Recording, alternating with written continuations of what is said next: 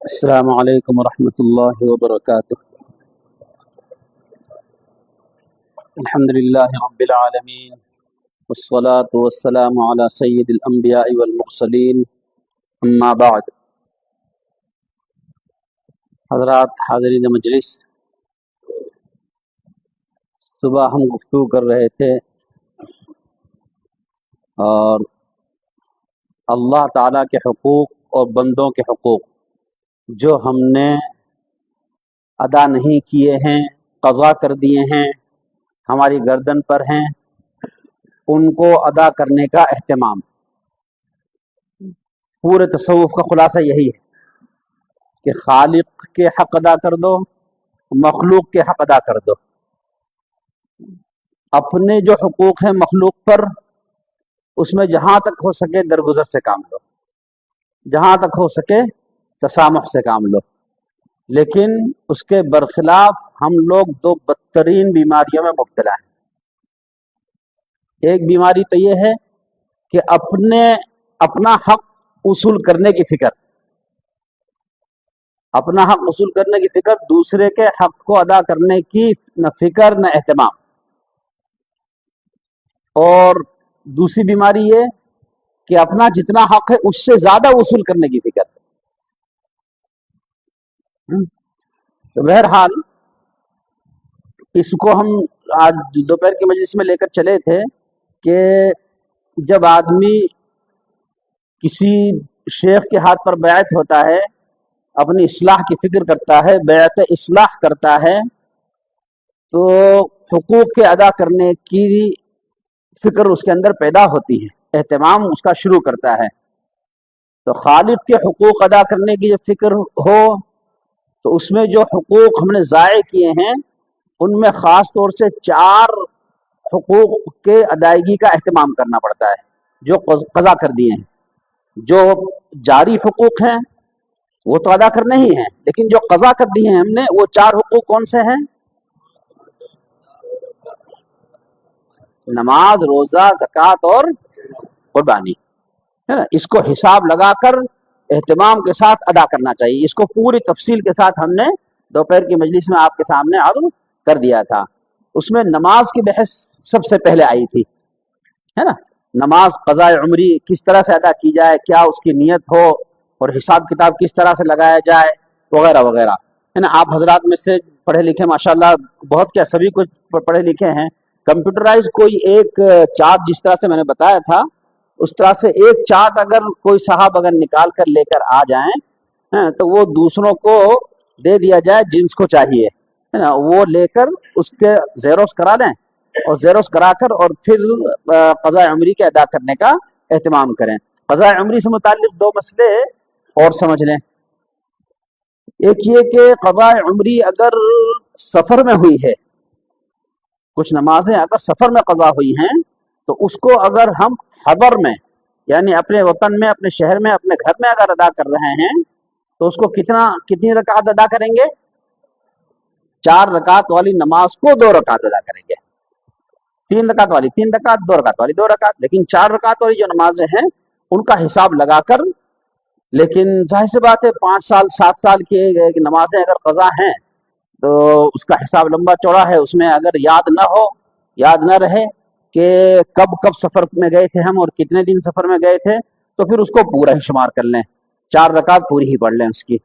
لیکن بعض لوگوں کا کام کاج ایسا ہوتا ہے کہ ان کو اکثر سفر میں رہنا پڑتا ہے، تو پھر وہ ان کو حساب لگا لینا چاہیے، اور حساب لگا کر سفر میں نمازیں اگر قضا کی ہیں تو اس کو حضر میں، اپنے وطن میں، اپنے گھر میں اس کو 4 کی 2 رکعت ہی ادا کرنی ہے۔ اور دوسرا اہم ترین مسئلہ وہ یہ ہے کہ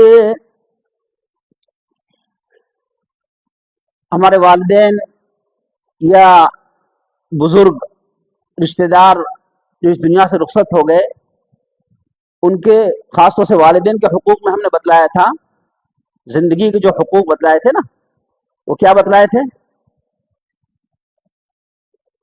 عظمت، محبت، اطاعت، رفع حاجت، اور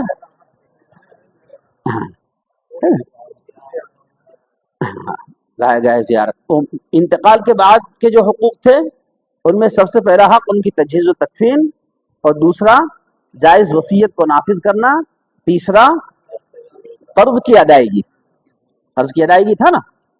अगर उन्होंने नमाजें कज़ा की हैं और वसीयत करके गए हैं वो कि हमारी नमाजें इतनी इतनी कज़ा बाकी हैं, उनका फिदिया अदा कर देना। अगर वो वसीयत करके गए हैं तो उनके पूरे माल में से 1/3 में उनकी ये वसीयत पूरी करना और उनकी नमाजों का या रोजों का फिदिया अदा करना औलाद पर वाजिब है।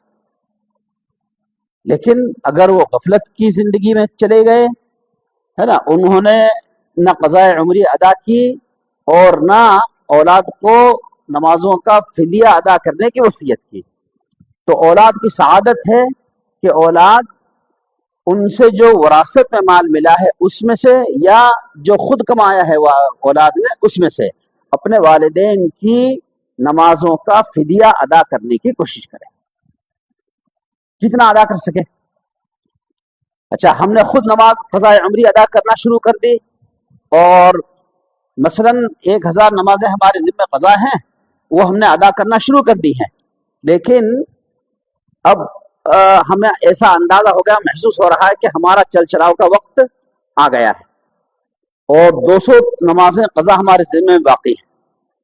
तो अपनी औलाद को बिठाकर ये मसला समझा देना चाहिए, बता देना चाहिए कि बेटा मेरे ज़िम्मे इतनी इतनी नमाजें क़ज़ा बाकी थी, उनमें से इतनी मैं अदा कर चुका हूँ, इतनी नमाजें मेरी क़ज़ा बाकी रह गई हैं, और ये देखो ये मैं टिक लगाता रहता हूँ, इससे तुम अचानक अगर मेरी मौत आ जाए तो तुम समझ लेना, तुमको हिसाब लगाना आसान है कि कितनी नमाजें मेरे ज़िम्मे क़ज़ा बाकी हैं। वो ये चार्ट है, इस चार्ट के ज़रिए से उसको तुम हिसाब लगा लेना, और हिसाब लगाकर और मेरा जो तरका है, मेरा जो माद है, उसमें से मेरी नमाजों का, क़ज़ा नमाजों का जो बाकी रह जाएं, उन नमाजों का फिदिया अदा कर देना, उन नमाजों का फिदिया अदा कर देना। नमाजों का और रोज़ों का फिदिया क्या है?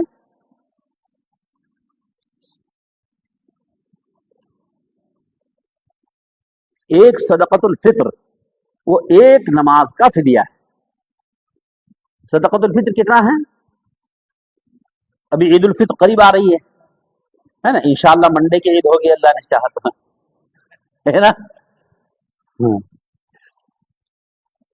मुझे सफर करना है, जाना है अपने बच्चों के पास, इसलिए मुझे ज्यादा लगी हुई है इस साल कि 29 का हो जाए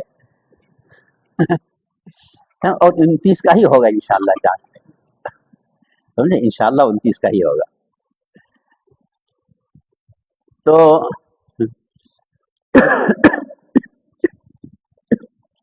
ये बड़ी मुसीबत है।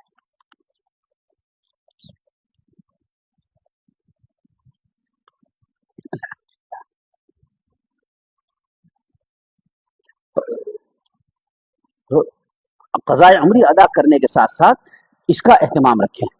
मौत जिंदगी का कुछ भरोसा नहीं, है ना। अपने बच्चों को या जो भी वारिसीन हैं उनको बता करके जाएं कि इतनी इतनी नमाजें मेरे ज़िम्मे क़ज़ा बाकी हैं, उन नमाजों का फिदिया अदा कर देना। तो एक नमाज का फिदिया है एक सदक़तुल फ़ित्र। एक आदमी का सदक़तुल फ़ित्र कितना है? हैं? ये बहुत बड़ी गलती है। यहाँ सदक़तुल फ़ित्र का मसला भी समझ लीजिए। वो गलती क्या है? सरकार दो आलम सल्लल्लाहु अलैहि वसल्लम ने 3 चीजों को मेयार बनाकर और सदक़तुल फ़ित्र बयान फरमाया है। वो 3 चीजें क्या हैं? गेहूं, खजूर और किशमिश। ये 3 चीजों को क्यों बयान फरमाया हुजूर ने? इनमें से हम लोग किससे निकालते हैं? गेहूं से। क्यों निकालते हैं गेहूं से?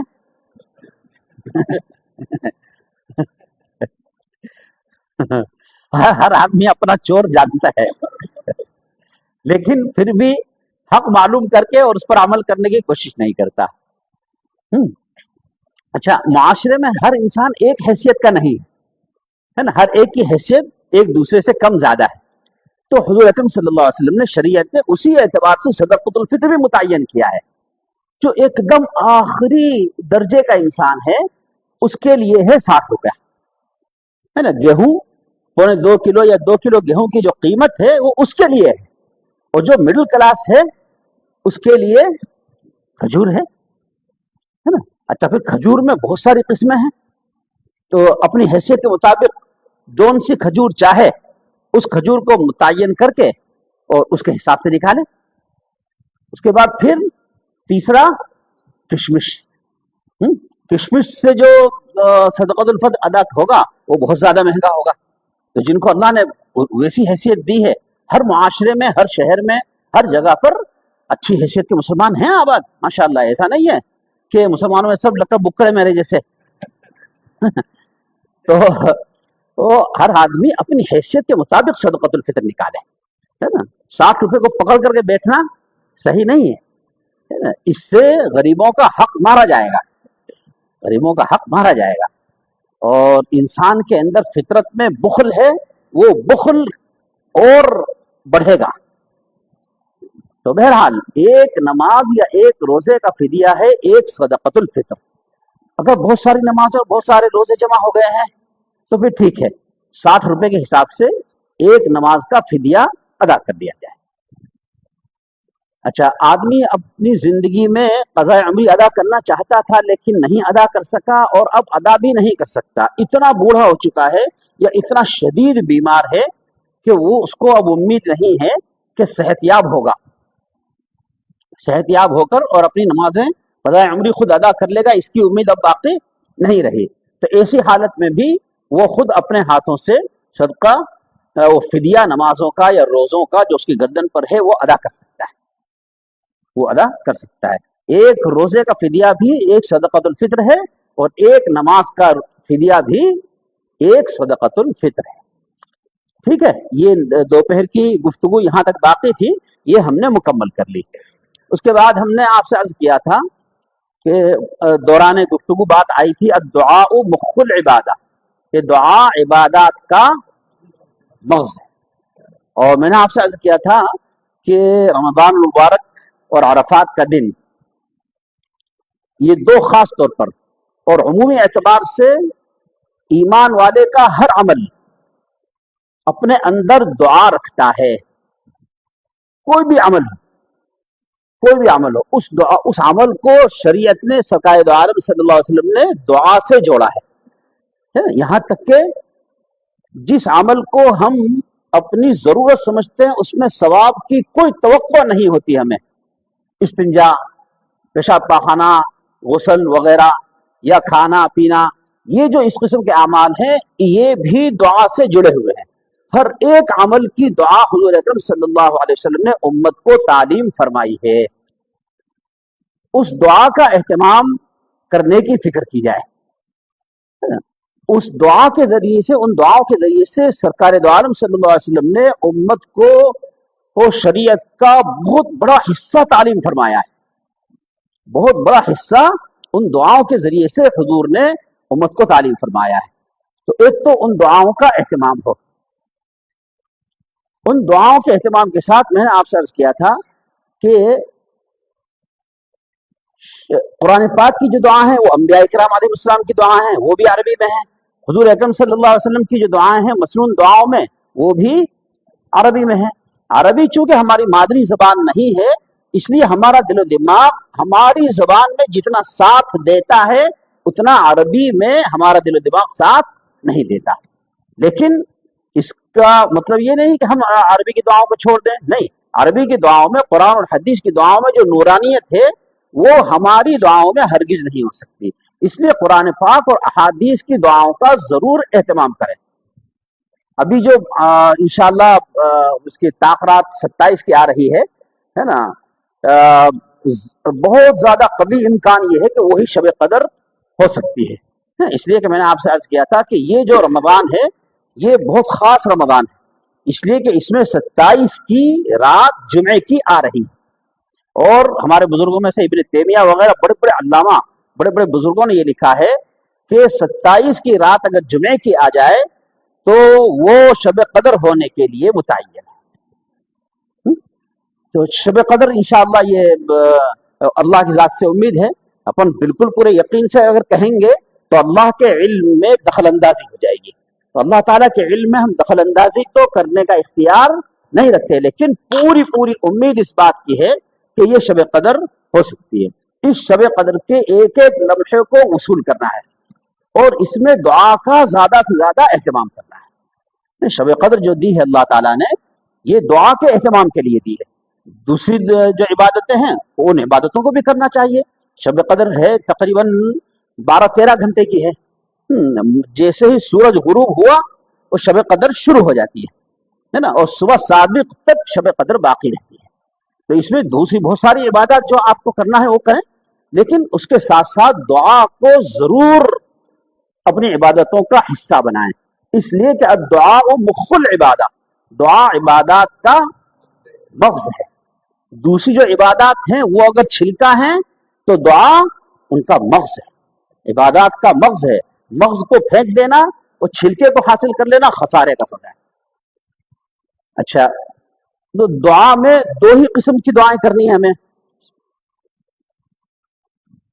مسنون جو دعائیں ہیں, قرآن اور حدیث کی دعائیں, ان کا بھی اہتمام کرنا ہے اور اپنے الفاظ میں بھی دعا مانگنی ہے. قرآن اور حدیث کی دعاؤں کا اگر اہتمام کرنا ہے تو بہترین طریقہ اس کا یہ ہے, بہترین طریقہ کہ الحزب الاعظم نام کی ملا علی قاری رحمۃ اللہ علیہ کی اتنی ضخیم اور اتنی چھوٹی کتاب ہے, ہمارے سلسلوں میں, تصوف کے سلسلوں میں بہت عام ہے. آپ جانتے ہوں گے, نہیں جانتے ہیں معلوم کر لیں اور اس کتاب کو حاصل کر لیں.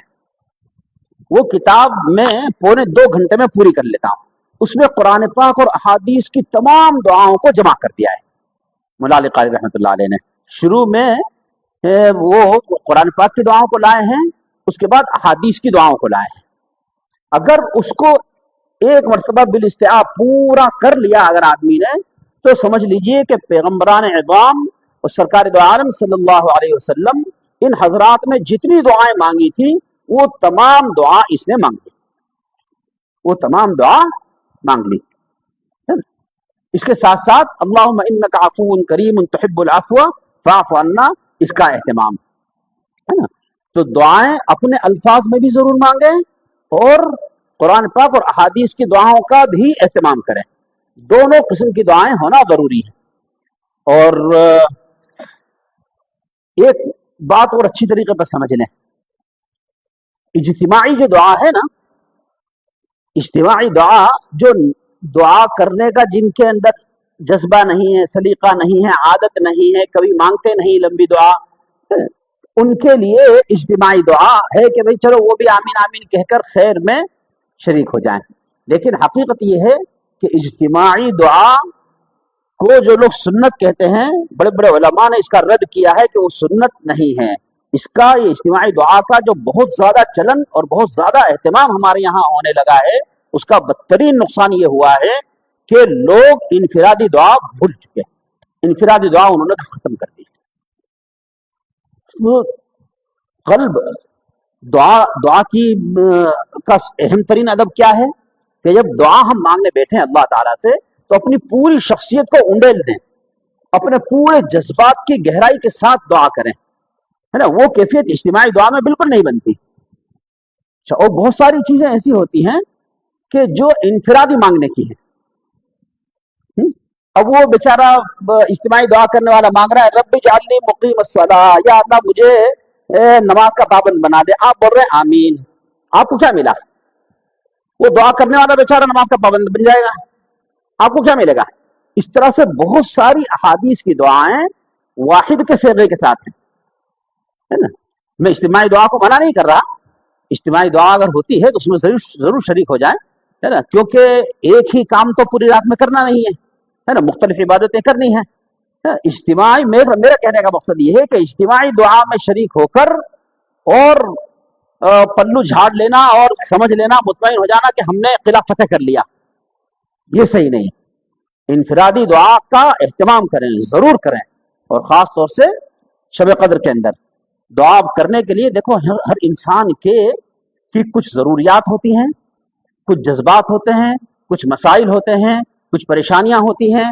ان میں سے ایک ایک کو یا تو ذہن میں سوچ کر جمع کر لیں یا اس کو لکھ لیں, کیونکہ جب دعا اگر مانگنے کی عادت نہیں ہے تو جب دعا مانگنے بیٹھیں گے تو وہ ساری چیزیں ایک ساتھ یاد نہیں آئیں گے. दो चार अल्फाज कहकर, दो चार जुमले बोलकर, और उसके बाद बरामदे के दुआ खत्म कर देगा आदमी। इसलिए या तो जहन में उसको बिठा लें, अपनी जितनी भी जरूरियात हैं, जितने भी मसाइल हैं, जितनी परेशानियां हैं वगैरह वगैरह हैं, उनको या तो जहन में बिठा दें या लिख लें, और लिख कर और खूब इल्हा और जारी के साथ अल्लाह ताला से दुआ करें। दो बातें याद रखें, ला यक़बलुल्लाहु अद्दुआ मिन क़ल्बिन लाहिन, गफलत वाले दिल से अल्लाह दुआ कबूल नहीं फरमाता। तो दुआ करते वक्त दिल में गफलत बिल्कुल नहीं होनी चाहिए।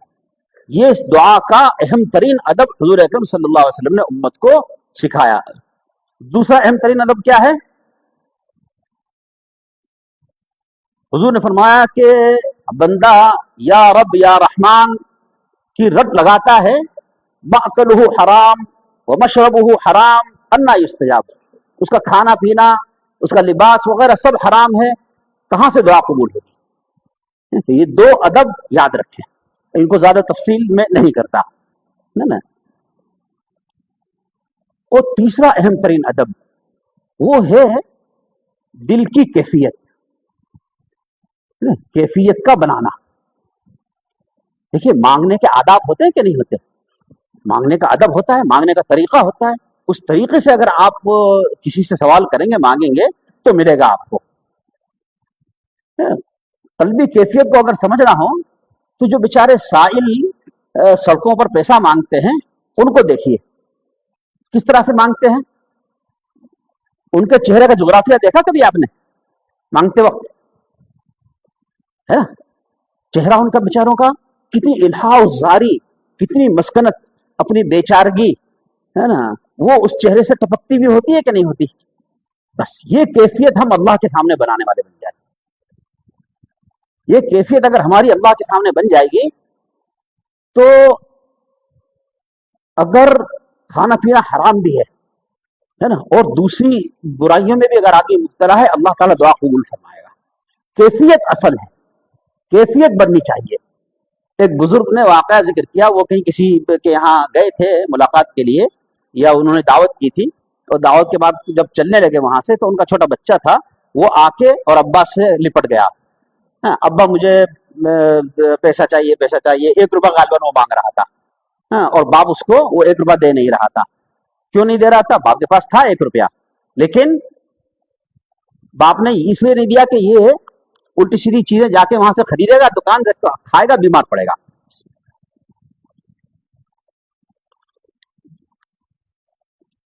बाप ने उसको 1 रुपया नहीं दिया, और ये जो बुजुर्ग थे इनको ये मसलहत मालूम नहीं थी, है ना।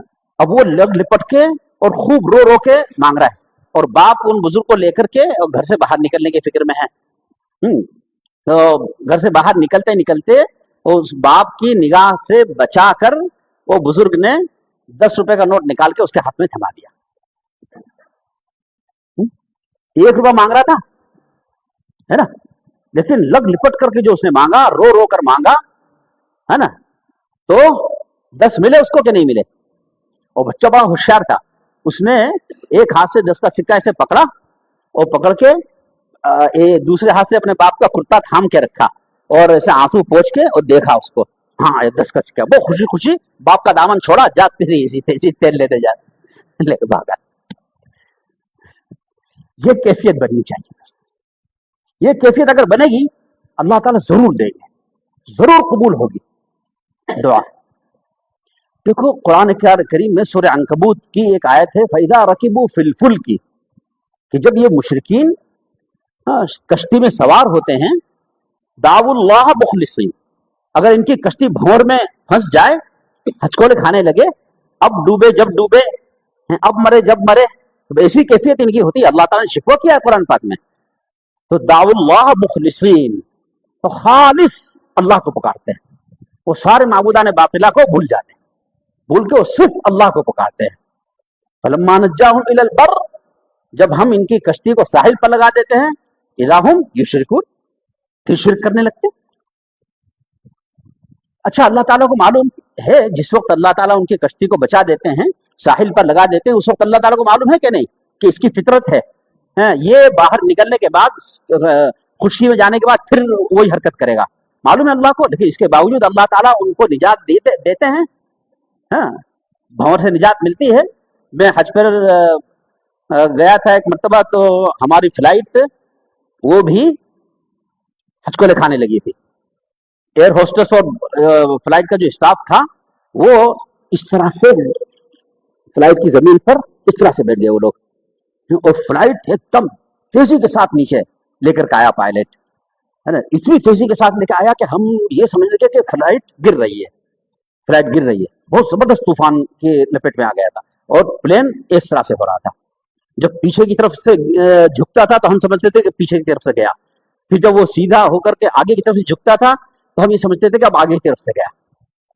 उस वक्त इस आयत की तफसीर याद आई कि ओहो, कुरान ने जो कहा है, हाँ, कितनी सही बात कही। उस वक्त मौत याद आ गई थी, उस वक्त मौत याद आ गई थी। हमारे साथ फ्लाइट में जो औरतें थी चीखें मार मार कर रो रही थी। औरतें बेचारी कमजोर दिल की होती हैं, चीख मार मार करके रो रही थी। हम लोग अल्लाह के जिक्र में मशगूल थे, जिसको अल्लाह ने तौफीक दी। बहरहाल उस वक्त जो कैफियत बनी वो कैफियत जिंदगी में शायद कभी नहीं बनी, जिंदगी में कभी नहीं बनी वो कैफियत। तो ऐसी कैफियत बनाना है। वो कैफियत अगर बन जाएगी, अगर ईमान नहीं भी होगा अल्लाह ताला दुआ कबूल फरमाएंगे। जैसे मुशरिकीन की दुआ अल्लाह ताला ने खुद कुरान में फरमाया कि जब ये भंवर में फंसते हैं तो हमको पुकारते हैं, हम इनको निजात दे देते हैं, लेकिन ये लोग साहिल पर लगने के बाद फिर वही हरकत करने लगते हैं। तो अल्लाह ताला तो अल्लामुल ग़ुयूब है ना। अल्लाह ताला को तो क़यामत तक आने वाले छोटे से छोटे हालात और बड़े बड़े सब चीज का इल्म है उसको, लेकिन इसके बावजूद अल्लाह ताला उनको निजात देता है। क्यों निजात देता है? इसलिए कि उनकी वो कैफियत बन चुकी है। अल्लाह ताला को वो कैफियत की कदर है। दिल जो आदमी एकदम उंडेल देता है अल्लाह ताला के सामने, वो कैफियत अल्लाह ताला को बहुत पसंद है। अल्लाह ताला उस कैफियत को चाहते हैं। जब आज से तकरीबन 20-25 साल पहले गुजरात में जलजले आए थे, तो उस वक्त एक हाफिज आलिम साहब थे, उन्होंने अपना वाकया बयान किया कि जमीन फटी और हम लोग घर में मौजूद थे, उनके बीवी बच्चों के साथ वो मौजूद थे बेचारे। बोले जमीन फटी और फटने के बाद हमको लेकर अंदर चली गई, अंदर बिल्कुल अंधेरा। ऐसी जगह पर हम लोग चले गए कि वहां बिल्कुल अंधेरा और पानी की खौफनाक आवाजें आ रही थी वहां, और वो पानी इंतहाई गर्म था। मौत आगे सामने है ना। तो बोले कि उस वक्त जो मैंने अल्लाह से गिड़गिड़ा कर अल्लाह से मांगा कि या अल्लाह मेरी जान और मेरी बीवी बच्चों की जान बचा ले, हमको कुछ मोहलत दे दे ताकि हम नामे आमाल में कुछ नेकियां जमा कर लें, अभी हम पर मौत मुसल्लत न फरमा। आलिम आदमी थे माशाल्लाह और हाफिज भी थे, है ना। उन्होंने जिस अंदाज से भी मांगा उस अंदाज से मांगा होगा। एक तो आलिम आदमी थे और फिर दूसरे वो कैफियत बन गई थी उनकी कि जिस कैफियत पर अल्लाह ताला मुशरिक को भी निजात देता है, मुशरिक की भी दुआ कबूल करता है, तो ईमान वाले की क्यों नहीं करेगा? कैफियत बननी चाहिए, बस वो कैफियत हासिल करने की फिक्र करें, कैफियत हासिल करने की फिक्र में। वो उन आलिम साहब ने बताया कि थोड़ी देर गुजरी थी कि बड़ी खौफनाक किस्म की आवाजें आई और हमारे उस टुकड़े को, जिस टुकड़े पर हम लोग मौजूद थे, वो टुकड़ा बाहर आ गया, बाकी जमीन फटी की फटी रही। अल्लाह ने उनको निजात अता फरमाई। तो दोस्तों बुजुर्गों, अल्लाह ताला से मांगने से जरूर मिलता है ना। लेकिन मुसीबत यह है कि जब भी मांगते हैं हम तो दिल दिमाग पे दुनिया छाई रहती है, कभी ये नहीं मांगते कि या अल्लाह हज का टाइम करीब है, मेरे पास असबाब नहीं है, आप मुसब्बिबुल असबाब हैं, या अल्लाह हज के लिए असबाब पैदा फरमा दे, है ना। हमारे पास दो साहब ऐसे हैं कि जिन्होंने ये बातें सुनने के बाद उन्होंने रमजान के बाद दुआ करना शुरू की और 1-1.5 घंटा उन्होंने रो रो कर अल्लाह ताला से सिर्फ यही मांगा, या अल्लाह इस साल मुझे हज के लिए कबूल फरमा दे। उसी साल अल्लाह ने बुला लिया। कितना गैप होता है? रमजान के बाद शव्वाल, ज़ीक़ात, बस ज़िल हज में हज होता है और ज़ीक़ात में लोग जाना शुरू कर देते हैं।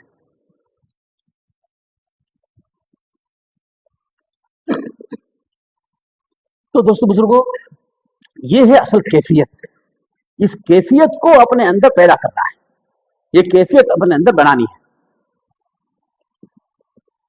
اس کے بعد یہ سمجھ لیجیے کہ رمضان المبارک میں وہ کیفیت کا بنانا بہت زیادہ آسان ہے، اور پھر اعتکاف میں وہ کیفیت کا بنانا بہت بہت زیادہ آسان ہے، اور خاص خاص راتوں میں تو بے انتہا آسان ہے. دیکھیے رمضان المبارک میں دعائیں قبول ہوتی ہیں زیادہ. کیوں قبول ہوتی ہیں معلوم ہے؟ کبھی سوچا آپ نے؟ 3-4 وجوہات سے. وہ کیفیات جو بول رہا ہوں، وہ کیفیات رمضان المبارک میں بہت زیادہ بنتی ہیں، وہ بہت آسانی سے بنتی ہیں، لیکن ہم وہ کیفیات کو بنانے کی کبھی کوشش نہیں کرتے. وہ کیفیات ہمارے دل کے قریب آ کر چلی جاتی. وہ کیفیات کیوں بنتی ہیں معلوم ہے؟ نمبر 1، رمضان المبارک میں بندہ ایمان والا قرآن کے زیادہ قریب ہوتا ہے. قرآن کی تلاوت کرتا ہے، تراویح میں قرآن پڑھتا ہے یا قرآن سنتا ہے یا قرآن کو سمجھنے کی کوشش کرتا ہے. رمضان مبارک میں قرآن کے بہت زیادہ قریب ہوتا ہے. رمضان مبارک میں قرآن پاک کے بہت زیادہ قریب ہوتا ہے. امام احمد بن حنبل رحمۃ اللہ علیہ نے خواب دیکھا کہ باری تعالیٰ موجود ہے، باری تعالیٰ موجود ہے. انہوں نے سوال کیا کہ یا اللہ، آپ کا تقرب حاصل کرنے کے لیے سب سے زیادہ اہم چیز کیا ہے کہ جس سے میں آپ کی قربت حاصل کر سکوں یا آپ سے مانگوں اور مجھے مل جائے؟ تو جواب ملا کہ احمد، میرا کلام اس کو اپناؤ، اس کا قرب حاصل کرو، تم میرے قریب ہو جاؤ گے. تو جب امام احمد بن حنبل رحمۃ اللہ علیہ اتنا عظیم الشان مجتہد امام ہے نا، ان کو جو نسخہ بتلایا جا رہا ہے تو وہی نسخہ ظاہر سی بات ہمارے لیے بھی ہوگا. تو ایک نمبر تو یہ کہ رمضان المبارک میں بندہ مومن قرآن کے زیادہ قریب ہوتا ہے، اس لیے کیفیات بنتی ہیں. دوسرا یہ کہ رمضان المبارک میں ابھی روزہ کتنے گھنٹے کا چل رہا ہے؟ 13 گھنٹے کا. یہ 13 گھنٹے انسان وہ کیفیات بناتا ہے جو کیفیات روزے کے علاوہ نہیں بن سکتی. روزے کے علاوہ وہ کیفیات بنتی نہیں. وہ کیفیت کیا ہے؟ ایمانی کیفیت. ایمانی کیفیت. دیکھیے نماز پڑھنے کے لیے آتے ہیں، ہم نماز پڑھتے ہیں، لیکن اس نماز میں کمی زیادتی ہوتی ہے. نیت باندھی اور ہم ٹہلنے کے لیے نکل جاتے ہیں، کبھی دکان پہ ٹہلتے ہیں، کبھی مکان پہ ٹہلتے ہیں، کبھی کارخانے پر، کبھی کلینک پر، تو کبھی کہاں آفس پر، تو کبھی کہاں، اور جیسے ہی سلام پھیرتے ہیں واپس آ جاتے ہیں. یہ سب ہوتا ہے نا. نماز میں اسی کے اعتبار سے اجر و ثواب کی کمی زیادتی ہوگی. لیکن ایک عمل ہے کہ جس کی طرف ہماری توجہ بالکل نہیں جاتی، وہ ایمانی عمل ہے. وہ عمل کیا ہے کہ ہم میں سے کوئی شخص بغیر وضو کے نماز پڑھتا ہے؟ بغیر وضو کے نماز نہیں پڑھتا ہے نا. کیوں کرتا ہے وضو؟ یہ ایمان اس سے وضو کراتا ہے. اگر بغیر وضو کے آ کے وہ نماز تڑپانے لگے تو کسی کو پتہ چلے گا؟ کسی کو پتہ نہیں چلے گا. لیکن ایمان اس کو وضو کرنے پر مجبور کرتا ہے. یہ تھوڑی دیر کی اس کی ایمانی کیفیت ہوتی ہے نا. ہر عمل کے ساتھ ایمانی کیفیت تھوڑی بہت جڑی ہوئی ہے. روزہ ایسی چیز ہے کہ اس میں 13 گھنٹے مسلسل آدمی ایمانی کیفیات کو بڑھاتا رہتا ہے. اگر مسلمان نہ چاہیں روزہ رکھنا تو کوئی دنیا کی بڑی سے بڑی طاقت روزہ نہیں رکھوا سکتی.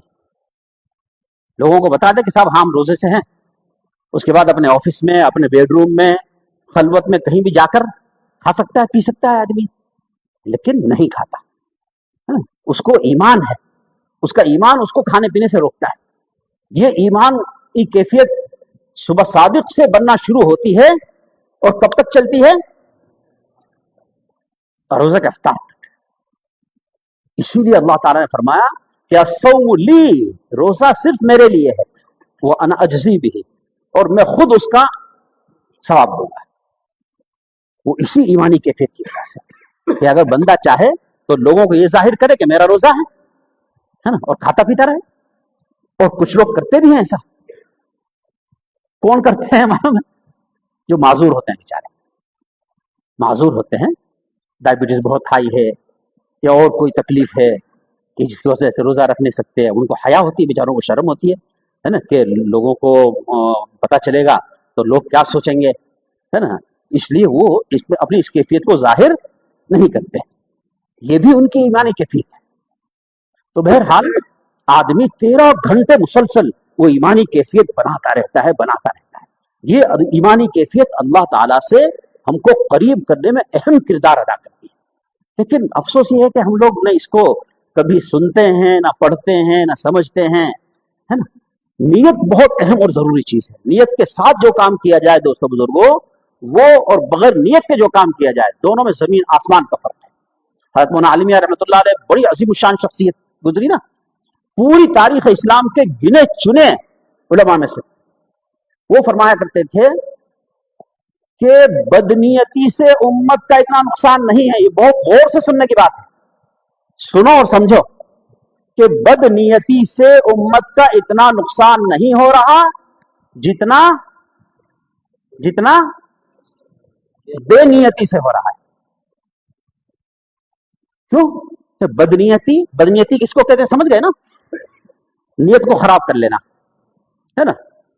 باپ کے ڈر سے مسجد میں آ گئے, ہے نا, یا کسی اور آدمی کو کہیں رشتے کی بات چل رہی ہے تو اپنے سسرال والوں یعنی آئندہ جو ہونے والے سسرال والے ہیں ان کے سامنے اپنے آپ کو بہت پارسا ہو کر کے دکھانا ہے, کیونکہ وہ سسرال والے جو ہمارا سسر ہونے والا ہے وہ حافظ عالم ہے نا. وہ دینی نقطہ نظر سے دیکھتا ہے, وہ سوچ رہا ہے, وہ دیکھ رہا ہے کہ یہ دینی اعتبار سے کتنے پانی میں ہے, ہاں. تو وہ پیچھے سے آ رہا ہے وضو کر کے, تو اب ہم بگلے بھگت بن کے اور جلدی سے آگے صاحب آدھا گھنٹہ پہلے نماز سے نیت باندھ کے کھڑے ہو گئے, ہے نا. یہ ہے بدنیتی, یہ ہے بدنیتی. اور اعمال ہم کر رہے ہیں, ان اعمال سے جو فائدے حاصل ہونے چاہیے ان کی نیت نہیں ہے. یہ ہے بے نیتی, یہ ہے بے نیتی. تو روزے سے ایمانی کیفیات ہماری بنتی ہیں, اس کی ہمارے اندر نیت ہونی چاہیے. نیت اگر ہوگی تو اس کی کیفیت کو آپ محسوس کریں گے, ایمانی کیفیت کو محسوس کریں گے. لیکن نیت ہی نہیں ہے تو نہیں محسوس ہوگی. یہ ہے بے نیتی. تو ہمارے بزرگوں کا کہنا یہ ہے کہ امت کا نقصان بدنیتی سے اتنا نہیں ہو رہا. کیوں نہیں ہو رہا؟ کہ بدنیتی کو انسان برا سمجھ کر کرتا ہے اور پھر بعد میں استغفار بھی کر لیتا ہے اللہ سے, اگر اس کو توفیق ہو گئی تو توبہ بھی کر لیتا ہے بدنیتی سے, ہے نا, کہ یا اللہ میں نے اس میں ریاکاری کر لی تھی, یا اللہ معاف فرما اور ریاکاری سے میری حفاظت فرما, ہے نا. توفیق ہو جاتی ہے اس کو بدنیتی سے بچنے کی. لیکن بے نیتی کر لی اس کو گناہ ہی نہیں سمجھتا, وہ گناہ ہے بھی نہیں. اپنے ہاتھوں سے اپنے پیر پر کلہاڑا مارنا ہے. بے نیتی سے اپنے عمل کا ثواب ختم کرنا ہے یا کم کرنا ہے. تو نیت اتنی اہم چیز ہے, اور نیت کے ساتھ اگر ہم روزہ رکھیں تو پورے 13 گھنٹے ایمانی کیفیات بنتی رہیں گی. نماز میں آدھا گھنٹہ ہم نے نماز پڑھی, ہے نا, اس کے بعد وہ کیفیت ختم. اور دوسرا کوئی عمل کیا, قرآن پاک پڑھا, تھوڑی دیر پڑھا, اس وقت شاید ایمانی کیفیت بنے گی, ختم. کہ روزہ جو ایمانی کیفیت دیتا ہے وہ کوئی دوسرا عمل نہیں دیتا. تو ایک تو رمضان مبارک میں ہم قرآن پاک سے قریب رہتے ہیں, دوسرے روزہ اور اس جیسے اعمال وہ ہماری ایمانی کیفیات بناتے رہتے ہیں. اور تیسرا رمضان المبارک میں تھوڑا بہت جو بھی ہوتا ہے ہر بندہ, ہے نا, کچھ نہ کچھ صدقات, خیرات, زکات نکالتا ہے. یہ بہت بڑا عمل ہے, بہت بڑا عمل ہے دوستو بزرگوں, اس کو چھوٹا عمل نہیں سمجھنا چاہیے. حضرت صالح علیہ السلام کے زمانے میں ایک شخص ان کی قوم کا تھا, اور وہ ایسا تھا بیچارہ کہ پوری بستی اس سے پریشان تھی, پوری بستی پریشان تھی. لوگ گئے حضرت صالح علیہ السلام کے پاس کہ صالح تم اللہ کے پیغمبر ہو, دعا کرو اس سے نجات مل جائے. حضرت صالح علیہ السلام نے ہاتھ اٹھا کر دعا کر دی, اور ان کو وحی کے ذریعے سے پتہ چل گیا کہ یہ आज शाम तक इसकी क्या हो जाएगी, क्या हो जाएगी नौजवानों, विकेट गिर जाएगी, है ना। ये जबान बहुत जल्दी समझ में आती है, तो शाम तक उसकी मौत हो जाएगी। तो शाम को देखा वो लकड़ी का गट्ठर उठा के और आ रहा है खुशी खुशी।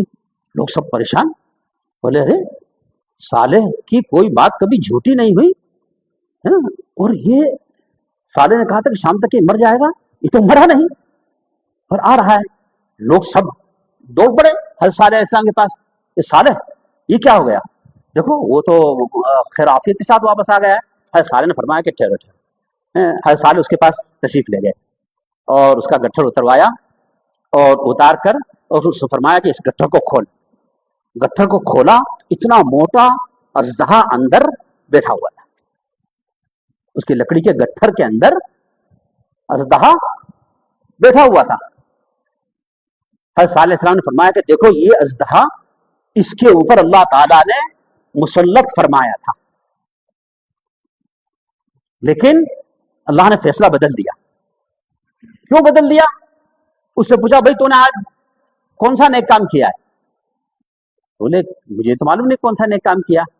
हज़रत सालेह अलैहिस्सलाम तो के पैगंबर थे, वही के जरिए उनको बता दिया गया। हज़रत सालेह अलैहिस्सलाम ने फरमाया कि आज दोपहर में खेत में तू रोटी खाने के लिए बैठा था तो कोई मांगने वाला आया था? हाँ आया था। तूने क्या किया? तो बोले उसको मैंने रोटी का थोड़ा सा टुकड़ा तोड़ के उसको दे दिया। हज़रत सालेह अलैहिस्सलाम ने फरमाया कि देखा ये जो अमल इसने किया है, इस अमल की बरकत ने इसको मौत से बचा दिया, बुरी मौत से बचा दिया।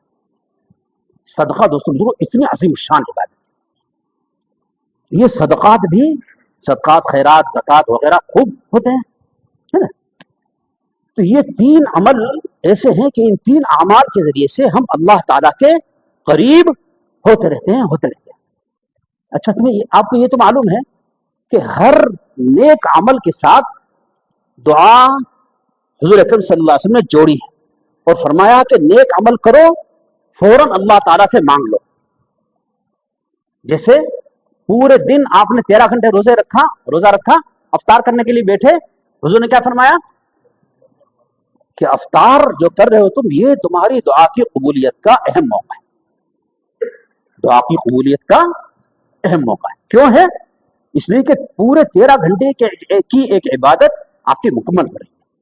नमाज के बाद फरमाया हुजूर ने कि नमाज के बाद दुआ करो, नमाज के बाद दुआ कबूल होती है, नेक अमल है नमाज, है ना। तो इस तरह से हम जो भी कुछ खैरात सदकात वगैरह करते हैं, उससे एक तो ईमानी कैफियत हमारी बढ़ती हैं और अल्लाह ताला का तकर्रुब बढ़ता है। तो जब भी 10 रुपया भी अगर हम किसी को दें तो उस वक्त फौरन चाहे एक ही दुआ करें, कर लें, अल्लाहुम्मा मग़फ़िर ली, या अल्लाह मेरी मग़फ़िरत फरमा, मेरे ऊपर रहम फरमा, सिर्फ इतना कह लें, 5 सेकंड का काम है। लेकिन वो जो 10 रुपए सदका किया आपने, उस वक्त अल्लाह आपसे राजी है ना। उस वक्त आप जो मांगेंगे अल्लाह ताला जरूर अता फरमाएंगे। अब हमारे यार दोस्त बेचारे उम्मत के मुतमव्विल पैसे वाले तबके के लोग हैं, खूब खर्च करते हैं माशाअल्लाह, रमजान में अल्लाह की तौफीक से खूब खर्च करते हैं, लेकिन किसी को इस बात की तौफीक नहीं होती कि खर्च के साथ साथ अल्लाह से मांगे, है ना। वो दुआ की कबूलियत का मौका है। बड़ी बड़ी रकमें खर्च करते हैं माशाअल्लाह, लाखों बल्कि बहुत से तो करोड़ों रुपए खर्चा करते हैं, है ना। उस वक्त में अल्लाह से लो लगानी चाहिए। तो बहरहाल मैं ये अर्ज कर रहा था कि रमजान मुबारक में दुआ की कबूलियत की अहम ये 3 वजह हैं कि हम एक तो कुरान से ताल्लुक की वजह से अल्लाह से करीब होते हैं, रोजे की वजह से अल्लाह से करीब होते हैं, और तीसरे सदकात खैरात वगैरह के जरिए से अल्लाह ताला का कुर्ब हमें हासिल होता है। मैं याद कर रहा था कि मांगने के वक्त कैफियत होनी चाहिए। कैफियत के साथ साथ वो कैफियत क्या चीज है? कैफियत क्या चीज है? वो कैफियत अल्लाह को राजी करने वाली। आप SD और D क्या बोलते हैं, SP वगैरह, है ना, जो शासन प्रशासन के जो बड़े जिम्मेदारान होते हैं ना, उनसे आप कोई काम कराने के लिए गए, और आपने उनसे कहा कि साहब आप पूरी पब्लिक की तरफ से नुमाइंदा हो, है ना, आपको मेरा ये काम कर देना चाहिए, ये काम कर दो। या एमएलए एमपी के पास गए, तो वो एमएलए या एमपी तो आपका मरहून मिन्नत है, आपका ही तो चुना हुआ है, और आप जो टैक्स देते हो उसी से तो वो तनख्वाह लेता है, माल लेता है कि नहीं लेता। तो इस चीज का आप हवाला देकर उससे कोई काम करवाना चाहो, करेगा वो? जिद में आएगा कि नहीं? उल्टा नुकसान पहुंचाने की कोशिश करेगा, है ना। या साहबजादे ने अम्मी के पास जाकर और कहा कि मेरे अब्बा की जोरू, मुझे खाना दे दो, तो कितने सारे जूते मिलेंगे नहीं मिलेंगे। हालांकि सही बात तो बोली उसने, सही बात बोली कि नहीं बोली, गलत बात बोली, है ना, लेकिन ये मांगने का तरीका नहीं। और अगर बोला अम्मी भूख लगी है, खाना दे दो, तो अम्मी खाना भी देंगी, उसके साथ पापड़ भी देंगी, अचार भी देंगी, है ना, सिरका भी देंगी, सब देंगी। तो मांगने का तरीका होता है। लेकिन हम लोगों को न मांगने की जरूरत है, न मांगने का सलीका सीखने की जरूरत है। अच्छा, आप में से जो शादीशुदा हैं वो जानते हैं बेगमात का तरीका, कि उनको अगर अपने शौहर से कोई चीज मनवानी हो, तो जिस वक्त लड़ाई हो रही हो दोनों के दरमियान, उस वक्त तो अपना तकाजा रखती है क्या, है ना। जो होशमंद बीवी है ना, वो मूड की तलाश में रहती है, कि जब पति जी का मूड अच्छा होता है, उस वक्त वो मुतालबा रखती है कि वो फला काम है, फला चीज है, इतना पैसा दे दो, वगैरह। ये होता है कि नहीं होता, है ना। यही हाल अल्लाह ताला का है ना, कि अल्लाह ताला भी जब राजी और खुश होगा, फौरन आपकी दुआ कबूल होगी, फौरन दुआ कबूल होगी। और अल्लाह ताला राजी किन चीजों से होते हैं? नेक अमल से। इसीलिए हर नेक अमल के साथ हुजूर ने दुआ जोड़ी, कि नेक अमल करो, उसके साथ दुआ करो। रोजा रख लिया, रोजा खोल रहे हो, दुआ करो। कुरान पाक पढ़ लिया, दुआ करो। नमाज पढ़ ली, दुआ करो। तो बहरहाल ये कैफियत बनाकर और उसके बाद दुआ में लगे, इंशाअल्लाह दुआ जरूर कबूल होगी। और ला यक़बलुल्लाहु मिन क़ल्बिन लाहिन, इसका ख्याल रहे कि गफलत वाले दिल से अल्लाह ताला दुआ कबूल नहीं फरमाता है। इसके बाद एक और बात अर्ज कर दूं, उसके बाद अपनी गुफ्तगू को खत्म करूंगा इंशाअल्लाह, कि हम लोग ये समझते हैं कि जो चीज अल्लाह ताला से मांगी वो नहीं मिली, तो गोया हमारी दुआ कबूल नहीं हुई।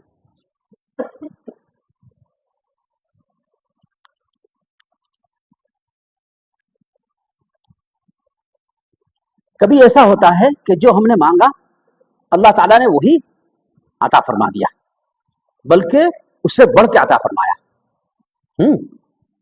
हम किसी बैलगाड़ी के टिकट का इंतजार कर रहे थे कि किसी भी मरी गिरी ट्रेन का टिकट मिल जाए, ताकि उज्जैन पहुंचकर अपने उज्जैन के दोस्त अहबाब से, अपने रिश्तेदारों से, अपने बुजुर्गों से मुलाकात हो जाए। अल्लाह ताला ने टोरंटो का टिकट निकलवा दिया। मांगा था बैलगाड़ी का देहरादून का टिकट, अवंतिका का टिकट, अल्लाह ताला ने देहरादून का टिकट, वो टोरंटो का टिकट दिलवा दिया, या अल्लाह ताला ने फ्लाइट में भिजवा दिया। तो जो मांगा अल्लाह ताला कभी वही दे देते हैं, उससे अच्छा दे देते हैं, और कभी वो नहीं देते, कोई दूसरी चीज दे देते हैं। ये भी दुआ की कबूलियत का एक तरीका है, दुआ की कबूलियत की एक शक्ल है। मसलन बच्चा मांग रहा था हमसे क्या चीज? आइसक्रीम। आइसक्रीम मांग रहा था। आइसक्रीम के बच्चे बहुत शौकीन होते हैं ना, है ना। जो बच्चे आइसक्रीम के शौकीन हैं, उनके चेहरे पर एक माना खेज मुस्कुराहट है। तो बहरहाल आइसक्रीम बहुत अच्छी लगती है, और बाप को मालूम है कि आइसक्रीम खाएगा मरेगा, बीमार पड़ेगा कम वक्त, और फिर मुझे दौड़ाएगा हॉस्पिटल, है ना, और पैसा भी खर्चा करवाएगा, हम सब घर वालों को परेशान करेगा। तो बाप ने उसको बहुत समझाया कि बेटा आइसक्रीम डॉक्टर से हमने मना की है ना, अब्बा जी ने मना की है ना, आइसक्रीम नहीं खा, नहीं अब्बा मुझे तो आइसक्रीम चाहिए, ये वो इशारा किया बेगम को कि कोई खाने की पीने की कोई दूसरी अच्छी चीज लेके आ जाओ। तो वो हलवा लेके आ गई, और पुचकार के उसको वो हलवा खिलाया, है ना। अब वो हलवा जैसे उसने मुंह में रखा तो टेस्ट आया, तो आइसक्रीम भूल गया ना बच्चा आइसक्रीम, ہے نا, اب وہ کھا کے اور کھیل میں لگ گیا.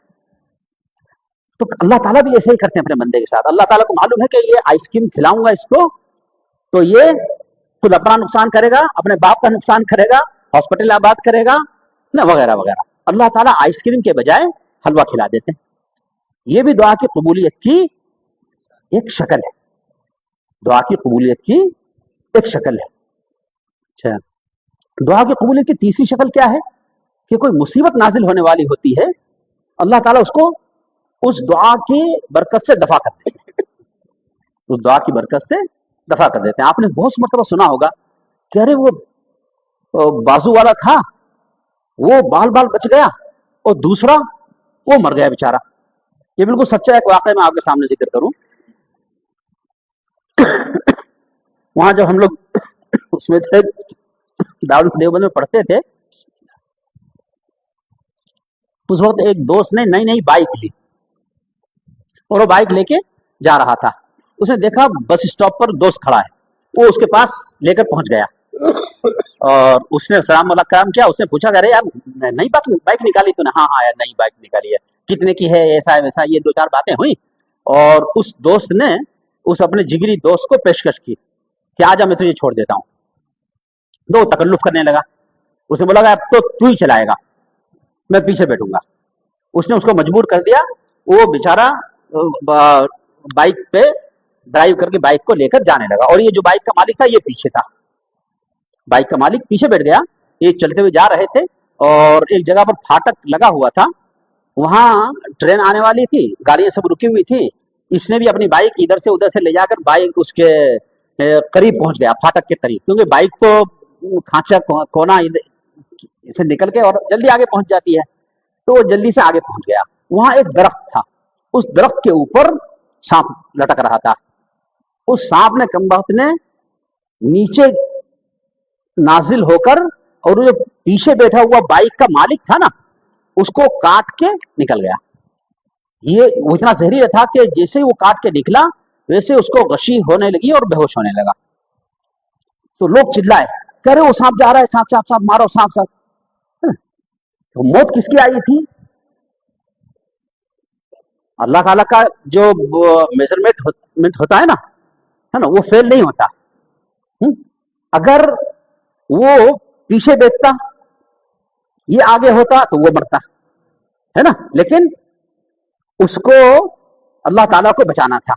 کوئی دعا اس نے کی ہوگی, وہ دعا اس کے کام آ گئی, وہ بچ گیا.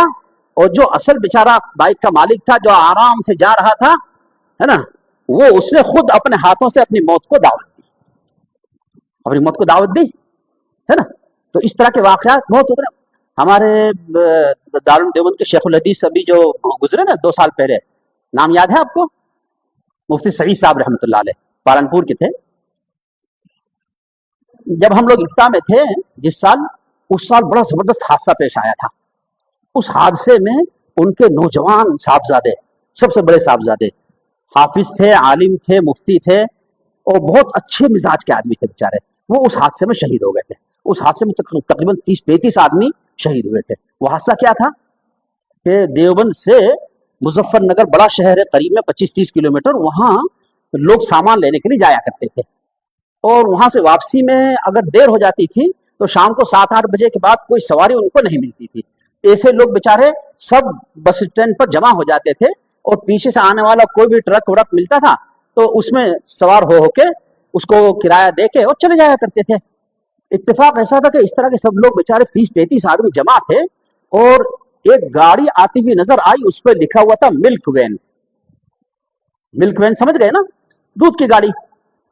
وہ اس میں جو دودھ کے کین رکھے ہوئے تھے, ان کینوں کے اندر بھرا ہوا تھا تیزاب. کین کے اندر بھرا ہوا تھا تیزاب. یہ لوگ سمجھے کہ دودھ کی گاڑی ہے, یہ دودھ کے کین ہے. وہ 30-35 آدمی کھڑے ہو گئے, اس پہ سوار ہو گئے. تو کلینر جو ہوتا ہے ٹرک والے کے بازو میں, وہ کلینر کے اوپر اس کو ڈاؤٹ تھا. کس کو؟ ڈرائیور کو, ہے نا. یہ کلینر پیچھے تھا, ہے نا, وہ لوگوں سے کرایہ وصول کرنے کے لیے.